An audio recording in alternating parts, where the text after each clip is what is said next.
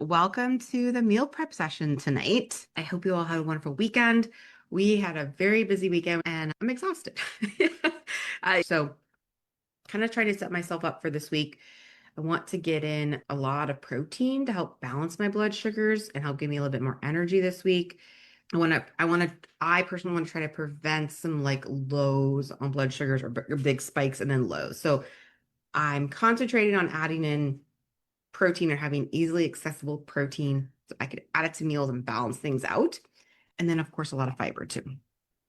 So I did pick up some chicken salad today when I was at the store. So like a quick little thing to have. And I wanted to showcase these meatballs I'm going to be making tonight because they could be for lunch. They could be like little snacks, dinner, whatever, but they're really yummy and really easy. And I like that you can control the ingredients. You're going to get a lot of flavor as well. So with meal prep, I think it's important to know that meal prep does not mean that you need to be doing an hour or two of cooking every week to set yourself up for success. Sometimes meal prep is just purchasing the foods that you need to keep on hand. Sometimes meal prep happens on one night and then again later in the week. It's flexible. So I don't want you to feel like you have to make everything on the meal plan. And I don't want you to feel like you have to prep up the 3 things that I prep up usually. You kind of have to see what's going to work for you and your lifestyle. And these calls are here for your support, for accountability. If you want to set some goals around the meal prep, or you just have questions, or if you're like me and have executive dysfunction and you need that ADHD support, because it really does help me stay accountable with actually meal prepping as well. So tonight we're going to make sticky ginger meatballs. If you don't like ginger, you can always leave it out. It's really flexible and it's really, really easy. We're going to bake these meatballs and then make this like sticky sauce, like a sweet and savory sticky sauce to put on them. So for the meatballs, you're going to need ground beef, 1.5 pounds of ground beef. I try to do 90 or above, like 90-10, 93-7. We're going to need some ginger. So you could use fresh ginger. You could use ginger paste. I did not buy that. I went ahead and I'm going to use ground ginger from my pantry because I don't plan on using the ginger in another thing this week. So I didn't want to buy one. I have some garlic. We're going to need 4 cloves of garlic. I'm going to use 2 scallions, some sesame oil, and then just some salt and pepper for a taste. And then the sauce is going to be coconut aminos, or you could do soy sauce. And I'm using a reduced sodium soy sauce. And then a little bit of tomato paste, some sesame oil, lime juice, and some cornstarch or arrowroot flour if you need to be gluten-free to thicken the sauce slightly. Okay, so I'm going to be making mine in my air fryer oven situation to make it really quick and easy. But let's get started mixing everything. I'm going to just take my scallions and I'm going to go give them a rinse and we'll get those chopped up. Okay, so I've got the scallions. We're just adding a lot things with a lot of flavor. So we're adding the scallions, the ginger, and the garlic. For these, we're just going to finely chop these. I love using scallions because they give you that onion flavor in so many dishes without having it's not the same hassle as chopping an onion. And it doesn't make your eyes water like chopping an onion. So if you hate chopping onions, maybe just try buying a bunch of scallions and using those in recipes that require onions. I'm putting them into a really large bowl. I'm just going to show you in a second. So I have this. And then I'm going to add in my meat. Okay. You could use turkey or chicken if you want. You could probably even use pork too, lean ground pork. And then to this, I'm going to add in my spices. So now it calls for 2 teaspoons of ground or grated ginger, minced ginger. When you're using dried, you want to use a lot less. So I'm going to use maybe like a 1/4 teaspoon. And then I'm going to add some fresh garlic. You can either mince it or grate it. I like using the microplane whenever I can. I'm going to grab 4 cloves of garlic and I'm going to grate that in.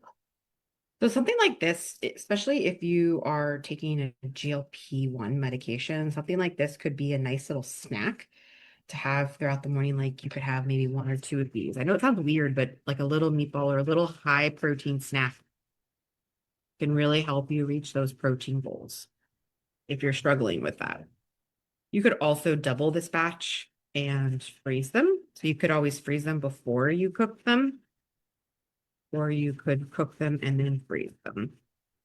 Now, I would serve this with some like brown basmati rice and then a bunch of vegetables sauteed, maybe with a little soy sauce and sesame oil, garlic, ginger.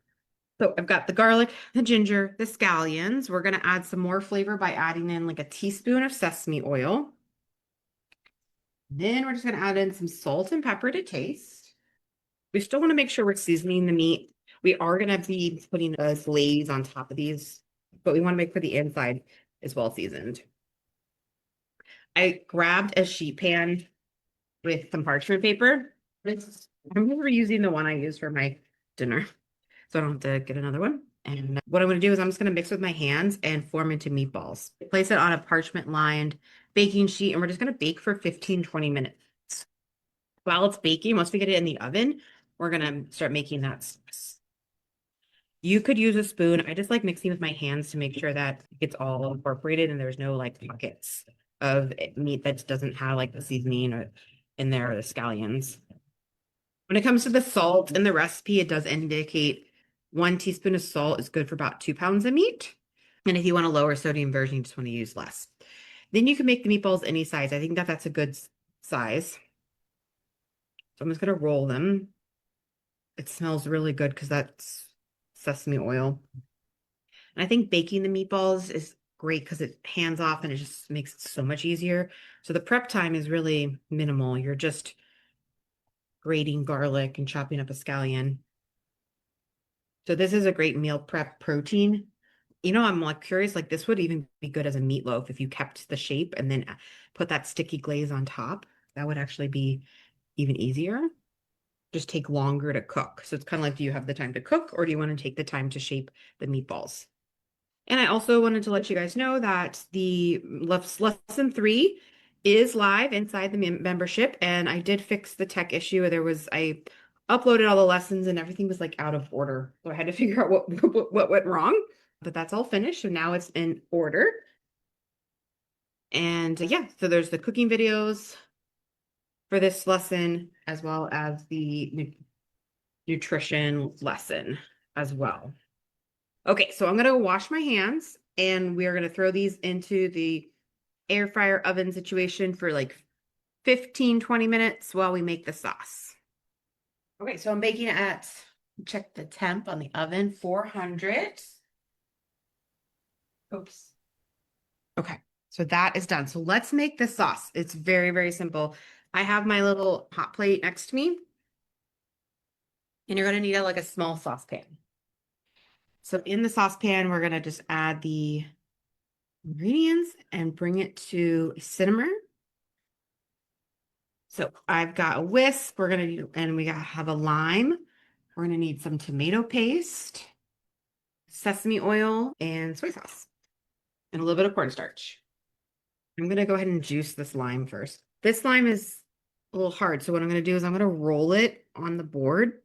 This will help make sure that you can get as much juice out as possible. I'm going to get a juicer.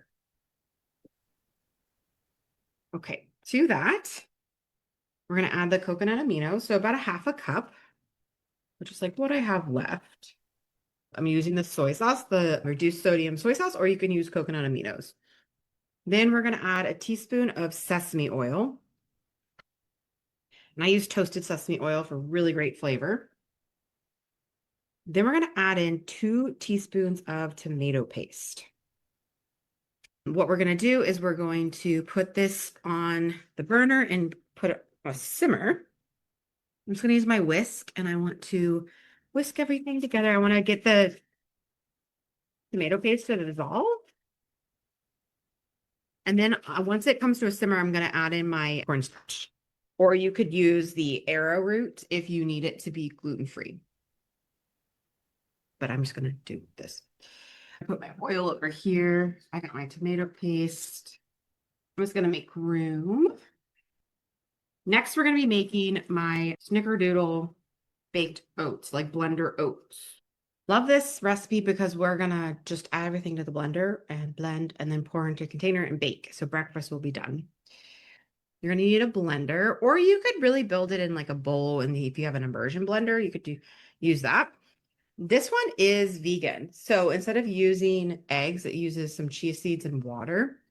If you prefer to use eggs, you could just replace that. You're gonna need chia seeds, water, oatmeal, banana, almond milk, or regular milk, or whatever choose milk that you like. You're gonna need some vanilla extract, some cinnamon, some kind of sweetener of choice, and then collagen peptides if you want to bump up the protein content. Because we don't have, if we're not using the egg, we want to get protein from somewhere. I'm just gonna bring all my ingredients forward and grab my collagen powder. So because I'm looking for a little bit higher in protein, I'm going to be making it with regular milk. I'm going to add in the collagen powder. And I think I am going to use eggs because I have 2 eggs. So I'm still going to add in some chia seeds for extra fiber, but I'm going to utilize the eggs for the structure of the oats. And I'm just keeping an eye on my sauce. I want it to come up to a simmer, and then I will add in that cornstarch. So I have a blender here. To this, I'm going to add in my 2 eggs. I'm going to make 4 servings, but because I'm using eggs, I'm just kind of going to use 2. And I'll add in some chia seeds.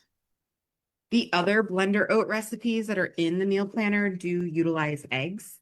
So you can either make those vegan like this one, or you can use the chia seeds and the water, because if you just take a tablespoon of chia seeds and put it in 2 tablespoons of water and let it hydrate, let it sit there for like 10 minutes, it will absorb the water and that becomes an egg replacer. So any of those baked oats, the blender oats in the meal plan, you could either use chia eggs or regular eggs. I'm going to set my oven to 350 degrees because that's what we're going to bake it in. Oh, this is starting to simmer now. So I'm just checking on my sauce. And I'm going to add in my cornstarch because my sauce is starting to simmer. And we want this to boil. This will help activate the cornstarch when it boils. And that just helps thicken the sauce. So it's going to be able to like cling to the meatballs. We're also going to add it to the meatballs and then bake them for a few minutes as well. So it kind of caramelizes on there. And it happens really quickly. You just want to like whisk, and you can see that it's coating the bottom of the pan. You can run your whisk through the sauce and it leaves a mark on the pan. I'm just going to continue to whisk because there are some lumps. Okay, I'm going to turn that off because that is nice and thick. And I'm just going to wait for the meatballs to finish in the oven before we add the sauce to them and then put them in for like another 5 minutes. In the meantime, I'm going to finish making this blender oats. So I'm making 4 servings. So we got to just check on the recipe that you're looking at. It might be for 1 serving. It might be for 2. The one that I had linked on there was for 1. So I'm going to do 2 full cups of oats. I'm going to do 2 full bananas. It's like half a banana for 1. If you have more like spotted bananas, it's even better because then you'll have it to be a little bit sweeter. I'm going to do a cup of milk for the 4 servings. We're going to do vanilla extract. Now for the cinnamon, I'm going to measure that. It usually says 1 teaspoon per. So I'm going to do 4 teaspoons. That's going to be a lot of cinnamon, but I'm okay with that. The cinnamon, that quantity of cinnamon will help with some blood sugar regulation. And then we're going to do half a teaspoon of baking powder per. So I'm going to do 2 full teaspoons because I'm making 4. Then we're going to do some sweetener. So 1 tablespoon of sweetener. I'm going to use maple syrup because I like the taste of it. You could use coconut sugar if you'd like. Brown sugar, whatever you prefer. If it's not sweet enough after you make it, add a little bit more on top. That's why I think the maple works really well, because if you need to sweeten it slightly, because maybe this is not enough sweetener for you with your personal tastes, you can add in a little bit more. Now I'm going to add in the collagen powder. I'm going to do a half a cup that I'm adding to here. So that'll be 10 each. And then of course I added a little bit of extra protein with using milk instead of the almond milk. And then I used eggs as well. So that just helps bump up the protein sauce. And then we're just going to blend this. Okay. So when it comes to the blending, it's your choice. You can either blend it just so it's like incorporated and leave more of the texture of the oats, or if you want, you can blend it till it's completely smooth. So mine still has like a little bit of texture in there. I don't mind that. I don't mind overnight oats and oatmeal. So, but if you wanted it to be more of like a bready cake-like texture, it kind of to me is almost like a banana bread taste, like mug cake texture. Not like a muffin, and it's not like a baked oatmeal where you could taste the oats. Different, unique, but it's good. Anyway, I blended it. I like the consistency of it. I'll show you guys. The recipe has you bake them in ramekins. You could definitely do that. Sometimes I usually bake the 4 servings in like a 4x4, an 8x8 pan, like you make brownies in or something. I was looking for my 8x8 and I found my loaf pan. I'm just going to use this and I'm going to add a little bit of oil to help grease it. I just put in a little bit of olive oil and then I use a paper towel to rub just to help prevent some sticking. And then I'm going to pour and that's it. And I thought what I would do is when it bakes, then I'll just cut it into 4s and have like these slices and that I can warm in the air fryer toaster oven. You could drizzle with like nut butter or add yogurt on top when you eat it. That's really good too. Okay, so we've got this. I'm gonna pop this in the oven and that's done. This will probably take a lot longer because it's a deeper, I guess I should say. The depth is higher. So I'm thinking this is going to take me like 30, maybe 40 minutes to bake. My meatballs look like they're done. So what I'm going to do is grab those. I'm going to move this out of the way, grab my meatballs, and then I'll show you how we're going to add the sauce. So these look done. There is some grease that accumulated, so I'm going to drain off some of the grease, and then I'm going to bring it back, and I'll show you what I'm going to do with the sauce. All right, so we have the meatballs. I'm going to grab a spoon. I'm just going to move the meatballs to like the center.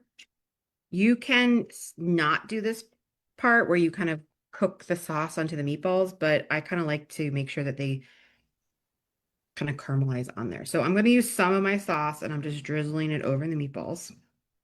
That's why I push them all together so they're all in kind of a little pile. And I'm just going to throw back into my air fryer oven just for like 2 minutes. Just going to help caramelize that sauce on there. There's going to be a little bit of sugar, natural sugars in the tomato paste. So it's going to be delicious. So those are going to be something I'm going to add to some rice this week.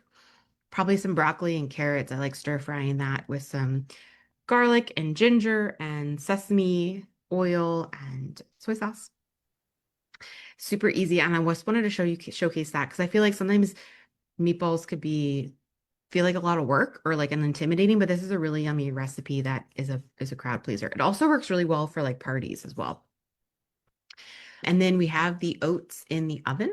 That's going to be like 30, 40 minutes, and then we're done. I've kind of hit my goals for the week when it comes to my meal prep. That's it. I will take a picture of the meatballs and put it in the Facebook group so you guys can see. I'll also put it on the Instagram just so you can see the finished product. And I hope you all have a wonderful night, and I will see you guys next week. Bye.